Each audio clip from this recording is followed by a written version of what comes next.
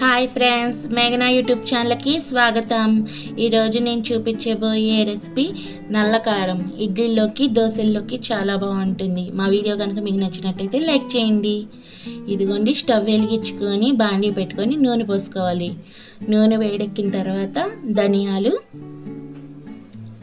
మినప్పప్పు, పచ్చిశనగపప్పు వేసుకొని వేయించుకోవాలి.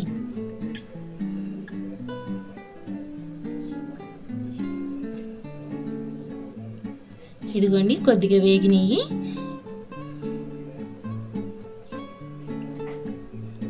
ఇప్పుడు ఇందులో నువ్వులు పోసుకోవాలి. ఇదిగోండి, వేసుకున్నాను.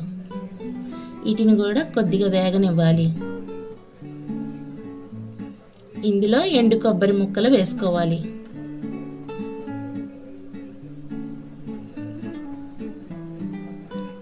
అవి కూడా కాస్త వేగేదాకా వేగించుకోవాలి.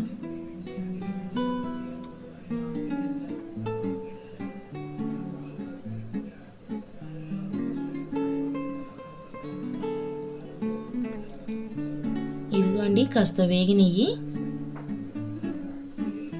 ఇప్పుడు ఇందులో ఎండుమిరపకాయలు వేసుకోవాలి.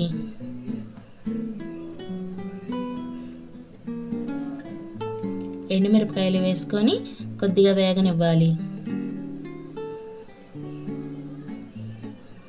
ఇందులో చింతపండు, కారానికి సరిపడేంత చింతపండు వేసుకోవాలి. ఇదిగోండి, చూసారుగా వేగినవి. ఇలా వేపుకోవాలి కాస్త. అంతేనండి. మిక్సీ జార్ తీసుకొని జార్లో వేసుకోవాలి.